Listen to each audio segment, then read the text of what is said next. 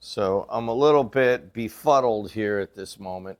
So whenever you get befuddled, you can just take your very first sip of coffee in the morning. Here it is. Ah, la, la, la, la. I'm sorry it took me a while to get going this morning. I've got all these directions. If you noticed yesterday for about 8 hours, I played music, and it was Captain Flashback, B. Rand Cummings, and I put half of a new system in.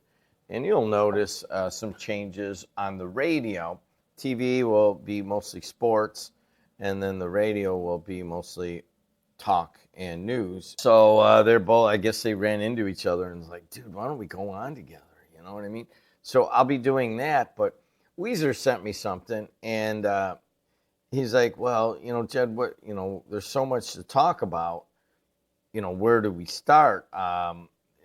So much blank has happened, which is very surprising that Jim Weezer would actually swear in an email. So much shiitake mushroom has happened.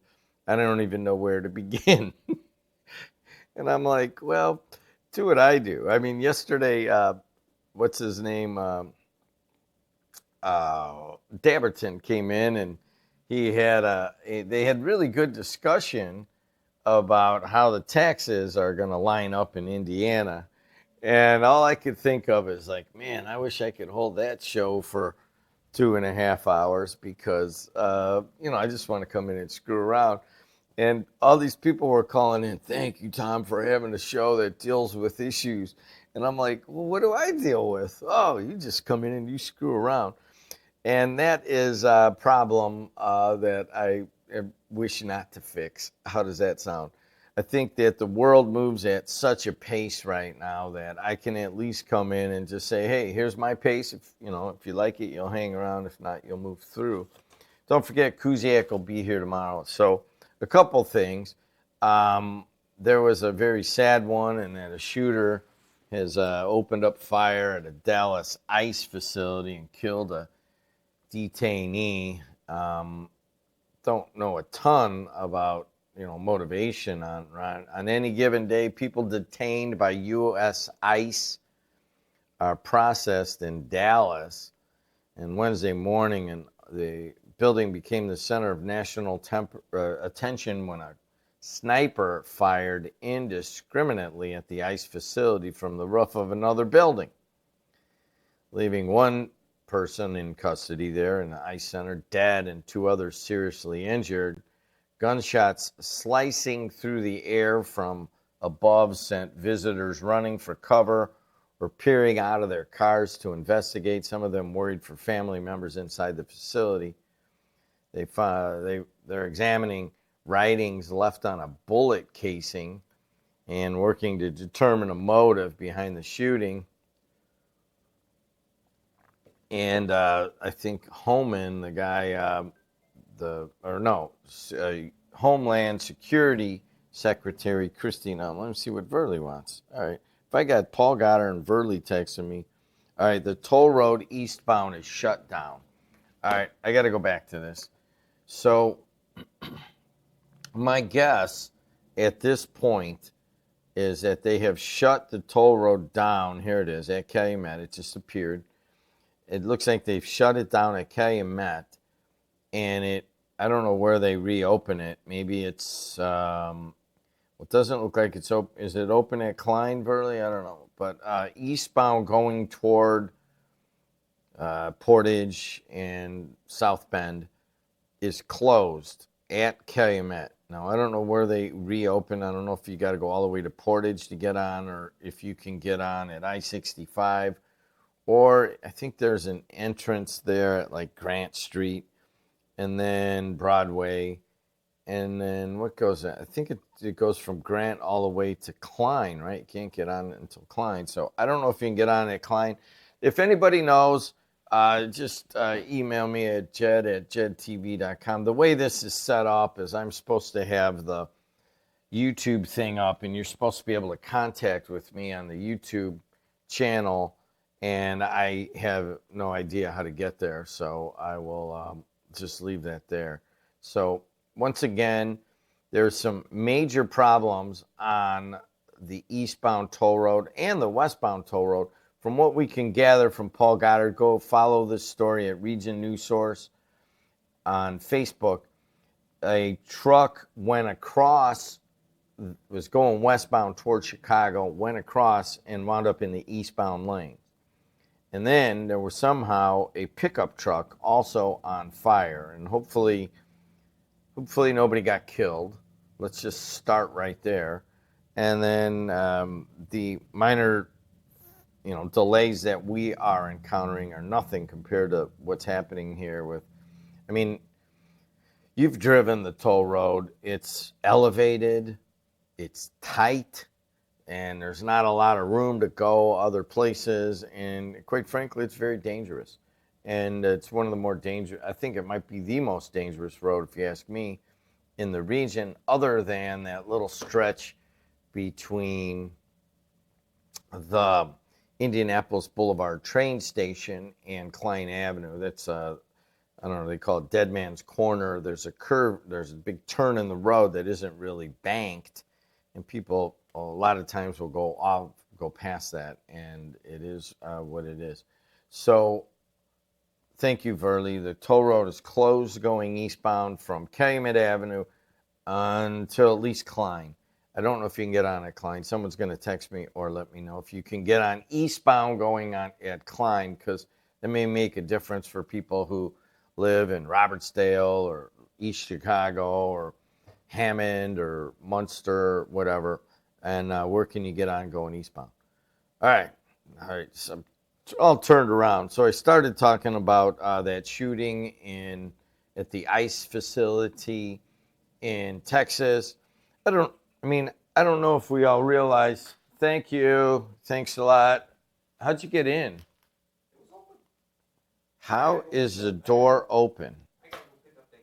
I'm on the air. You know that, right? Yeah, okay. Trucker Mike just stopped by and gave me a couple driving academy little things. Did I open the door already? That's crazy. Either that or they didn't lock it last night. That's probably what happened. Sorry about that, Purdue.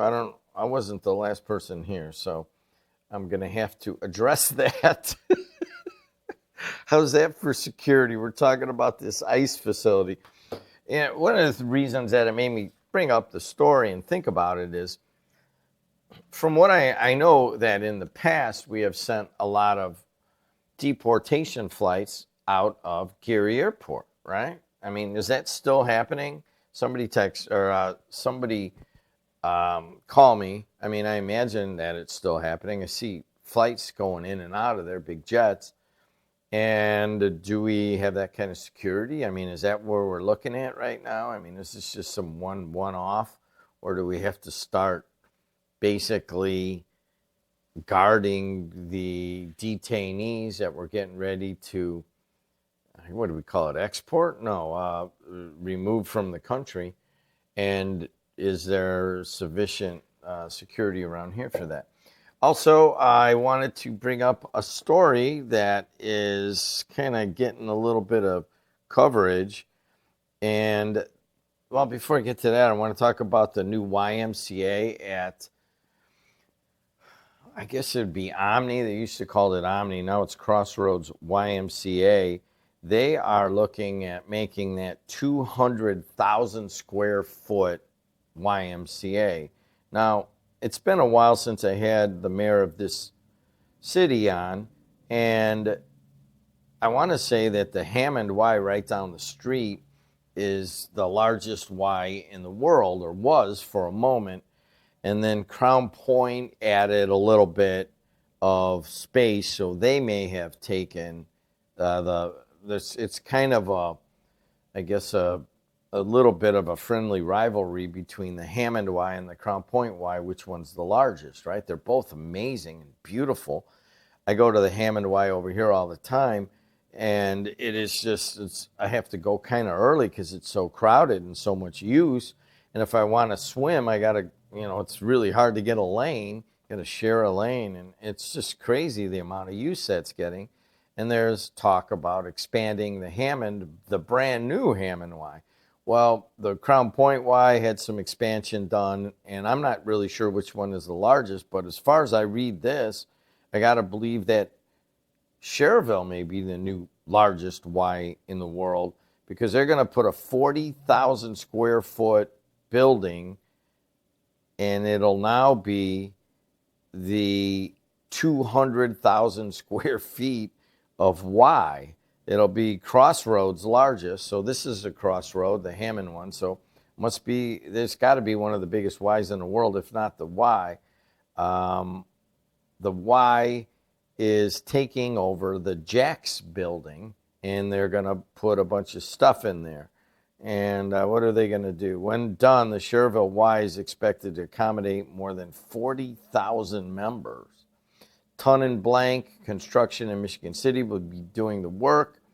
And what exactly are they going to put? All right. One, the Cherville's running track. If you've ever been there, it has basketball courts in the middle, and then it has running track around it. They're going to move that up onto a mezzanine with large glass fronts that offer views and visibility instead of its current location circling the basketball and gymnastics area. The Cherville Y will also be the first to offer indoor turf for t-ball, softball, football, that kind of stuff, and that'll be the first one. Now, the Hammond one over here, just because I go there, I know they have a turf area right on the outside that is very rarely used, actually. But you could go out there, and maybe they do some classes out there, soccer, whatever. I've never seen it, but they do have a beautiful turf area outside. And they'll retain the existing gymnastics area and add indoor turf in other areas for sports and recreations. 2 basketball courts will be added for a total of 4 basketball courts at the brand new Y rehabbing of the Cherville Y. And youth programs will get an expanded kid zone, a drop-off area for parents while they're working out, and a kids club for the older kids. Also, there's going to be a healthy living center, which will offer cooking classes and other activities focused on healthy eating and nutrition for kids and families. And a Valpo teacher has resigned after a controversial social media post related to the death of conservative activist Charlie Kirk sparked public disclosure. Over 50 people came out to the Valpo auditorium for Wednesday's school board meeting, and Superintendent Jim McCall announced to the crowd during the meeting that Catherine Cichocki, Cichocki, how would you say that? Anybody? Cichocki?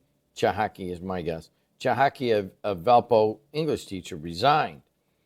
Shortly after Kirk was killed during a speaking engagement on the campus of Utah Valley, as we all know, Cichocki posted on her Facebook page an image of Betty Davis that included a quote attributed to the actress, which read, "One should only say good things about the dead. He's dead. Good." The time, let's see, several residents during the meeting spoke in support of Cichocki, including former students. James Monago, a former student, said her exit had done a, quote, irreparable harm to the students at Valpo. Her character, guidance, and ability as an educator were unimpeachable at that time and remain so today. This district's capitulation has robbed our students of a valued educator. I think it's terrible that Charlie Kirk was killed, said Monago, but regardless of what people say about it, it's still free speech. And you can't deprive someone of their First Amendment rights just because they chose public service, right? And the other side was another Valpo resident said, yes, you can have free speech. That doesn't mean you can say simply anything you want to say without consequence. So where's a lot of this coming from? A lot of this is coming from a Munster resident or a former Munster resident. He went to Munster High School, and I know him well, and that is Todd Rokita. He's the Attorney General of the state of Indiana. He announced last Friday that his office was actively reviewing social media statements submitted through the Eyes on Education portal. The Attorney General said to school superintendents and university administrators this week that schools and universities had legal authority to discipline teachers, including firing them for speech deemed callous, crude, and controversial. So that would be, even on their off time, they could be held liable, or they could lose their jobs over free speech issues, I guess. And Rokita's statements came after Braun, the governor, said on social media that the Indiana Department of Education would begin reviewing social media posts by teachers and school administrators and may potentially suspend or revoke their teaching licenses for misconduct. Anybody have an opinion on that? 219-845-1100. I mean, is that what we're about? Is that what we should be doing? Is reviewing teachers' social media posts? I mean, is that where we're headed? I mean, do you want to? I had an argument. I guess I came on with Dabberton yesterday, and a guy called in, and we were talking about the taxes, and he blamed it on, he was pointing to, we don't need all of these great facilities at high schools and so forth, and I agree to some extent, put the money into the teachers, but I just get the feeling around here in the state of Indiana that it's just kind of in disarray on the education front at times, and that we're going to be taking millions of dollars away from so many school districts and from municipalities.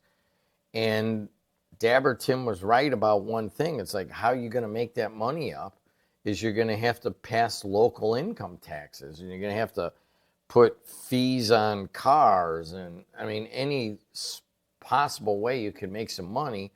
And then in the public school system, I don't know what they're going to do, because here along the state line, you can drive over to Lansing and make, 20, 30, maybe more dollars than you would right over here in Highland or Munster or Hammond or something like that.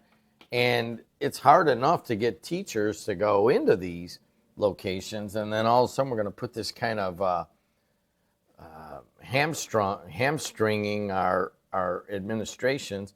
Now the administrations are being directed to review the social media posts of teachers. And once again, let me read this. I didn't quite get this. I didn't know this. Braun said on social media that the Indiana Department of Education would begin reviewing social media posts made by teachers and school administrators about the killing of Kirk, and potentially suspend or revoke their teaching licenses for misconduct. Like so many issues, it's not that simple, right? Because what if they're reviewing all of the teachers' social media posts and they find something else objectionable? Is that also something that you could get fired? Now, who's the one over in Westville? Westville High School is a sports affiliate of JED TV Sports that is not associated with WJOB. And the Metropolitan, they call it the New Durham Township School District, they gladly accepted the resignation of a middle school teacher following a social media post celebrating the death of Kirk. It drew intense backlash, and they, quote, gladly accepted that. So there's a lot on there. I can answer the phones now, and I'm ready to go, but I do want to remind everybody. Oh, you're still listening, though, right? Because nobody else is listening. Yeah, it's just me and you, and I think my dad's listening, and then once in a while my brother-in-law, Mark Forsythe, listens. But other than that, nobody's listening. So go ahead. You know what company I work for? I do. It's well documented because your Friday morning guy Buziak loves to blast it all over the airwaves whenever he gets a chance. So I'm not gonna repeat who I work for. I think at this point be everybody listening has. too. Yeah. All right, go ahead. But anyway, a few years back, my one of my social media, Facebook, there I said it. My Facebook profile picture had a photo of me operating an excavator. Great photograph. And my helmet I had on had my company's logo on it. I thought it was a fantastic photo, so I utilized that as my Facebook photo, if you will. So if you remember, a couple of years back, we had what was called the Summer of Love. Remember the Summer of Love? I don't know what you're talking about. George Floyd and all the unrest and all the riots and everything else that was going on. I made a post on my personal social media page on how I felt those riots should have been handled. And I'm going to repeat exactly what I put on my social media post at that point. My opinion was we should revert back to what Richard Daley did during the Democratic Convention and get out the water hoses, get out the rubber hoses and the water cannons, and eradicate this nonsense on the streets in the United States. Subsequently, my employee called me into a meeting with HR about 3 days later, basically letting me know, asking me if I made those comments, which I did make those comments because that's my First Amendment right. They then at that point implored me to disassociate my clothing with anything that had to do with that company. So they did not want me to identify with the company that I work for if I was going to express those opinions on worldwide social media. So basically they gave me an ultimatum. They scoured my social media page. They told me, we need you to take those 7 photographs that you got on your social media page identifying you as an employee of this company. We're going to give you a half hour to take those off. They didn't tell me that I had to take my personal comments off, which is my First Amendment right. They didn't tell me that. But they did tell me I had no option but to disassociate myself with who I work for on social media. How do you feel about that? Well, I wasn't happy. I'll be honest with you. Once I knew their position, I was more than happy to accommodate. I couldn't get those pictures off my social media page quick enough. And I will never associate with said company in the future. But that being said, they didn't tell me I couldn't express my rights, my views, but they didn't want that to be any reflection of who they are and what they represent. Well, I mean, you have an issue here in that it was a private company, right? And correct. If you had not made those comments, would they have made you take the logo down, do you think? Technically, there is a loophole, I guess, in our contract, which indicates if we were to identify ourselves with said company, that we have to notify the company first before posting those photographs. Now, had I not posted those comments, and I got a pretty good idea if somebody took exception with that and brought it up to the company, that said company that I work for, which then prompted them to force their hand to make me disassociate myself via photograph with the company. All right. So with that being said, hold on a second. When I started out in the 80s, I worked at a PR firm, right? So let me put that hat on for a second. And you made controversial comments like you do even here on the air, and they're interesting, but they're controversial at times, no doubt about it. So you put those on your social media, and your social media profile has a logo of the company with you operating a bulldozer or something, right? So clearly, yes. Yeah. Yes. Yeah, I don't No know. I don't know. I mean, if you really take it to its logical conclusion, then the company, you could make the argument, well, did the company do that to everybody who works here that has the logo on their Facebook page? Or did they just do it to you because of those comments. And if you really stretched it, you could have possibly said, well, you're infringing on my First Amendment rights by doing it to me and not everybody else. That would be how these, what do you, I mean, that would be a lawyer's argument, is my guess. And that wasn't a battle I wanted to litigate. I kept my viewpoints on my social media page. But like I said, knowing the company's position at this point, I'm more than happy to accommodate their. I will never identify myself on social media or any other venue moving forward. Well, I mean, the larger issue of these two region teachers going down for comments on social media, to me, it just kind of reiterates what, my wife's friends have told me forever, is that don't put anything on social media you don't want anybody, including your employer, to see in 5 years or 10 years or whatever. It's there forever.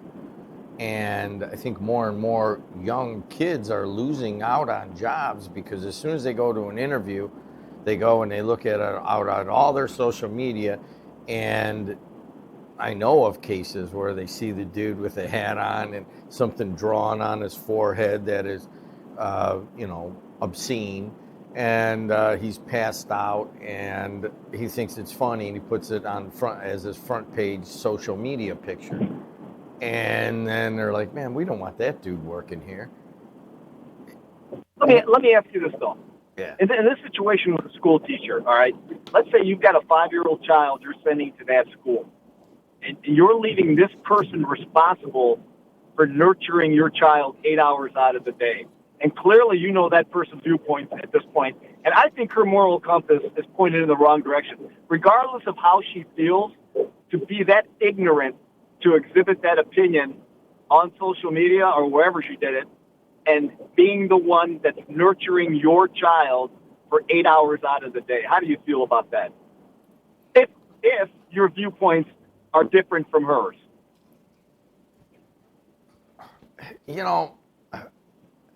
I'm like, as you can see, I'm not the person to ask that because, I pretty much want people to have their own passionate opinions, and it can be really weird and bad. It can be stupid. And I'm like, oh, okay, thanks a lot. But, so I'm not the person, but I could understand it that you want to send your kid to school in the morning and you don't want your kid indoctrinated with any sort of political or religious viewpoint. And you're like, hey, I want to do that at home, and you don't want that in the school. Left or right leaning. Left or right leaning. It should be right down the middle. I'm sending my kid to school to get an education. I'm not sending them there to get indoctrinated. And clearly, she expressed her. I operate a piece of heavy equipment. I'm not indoctrinating anybody. She's a teacher. That's a different situation. Here's the danger that I think that is happening on the right now. I mean, you well know, I think everybody listening knows that I was very close to basically being canceled entirely for giving a commencement speech in which I did my goofy language, and it got out of control and it was a national story. And at the time, I said on these airwaves, I said, this is unfortunate. I apologize if it caused any stir and anybody's feelings that I may have hurt. Personally, I don't think it was mine. It was the chancellor's comments that people got upset about, but any role I played in it. But I said at the time, I said, listen, this is too far. It's gone too far. It is a woke police. It's an army of people that have gone too far. And I took more heat for those comments than I did for doing it in the beginning, because I'm like, this is the top of the market. And with Braun and Rokita saying, let's go after all the teachers' social media now, I'm wondering if they're not kind of getting there a little bit close to, this is kind of going too far. Does that make any sense? It's almost tit for tat, and it's almost tit for tat. I see where you're going, but who's right and who's wrong? I don't know. Here's what you and I arguing and calling each other names and going at it, that's America. That's WJOB for 102 years. We're not doing anything different than we did in the 70s or the 30s. Okay? That needs to be encouraged. But now all of a sudden you had the left with the woke army going after people for things they said or posted or whatever, and then they kind of lost out, and now it's going the other way, and you got guys like Braun and Rokita saying go after teachers' social media posts. I don't think Well, it's. Hold on a closing, second. Let me finish that thought. And I don't think it's gotten to the point where like the woke part of America it's not that far yet, but I think it's approaching it. And the people on the right got to watch so that they don't become the exact opposite and just the same, like the woke army of themselves. You see what I'm saying? And that's my point. Yeah, it's just, we've got to a point to where we've lost touch with reality in this country, and and there's a segment of society that's so morally bankrupt to dance on somebody's grave.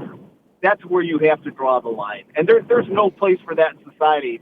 You know, regardless of how you feel, to me that's just wrong to get on social media and put a guy that was just assassinated on blast. And a quick note in closing. Your producer there, what's her, Angelica? She doesn't have this. She doesn't have a clear understanding of what Jimmy Kimmel actually said the other night.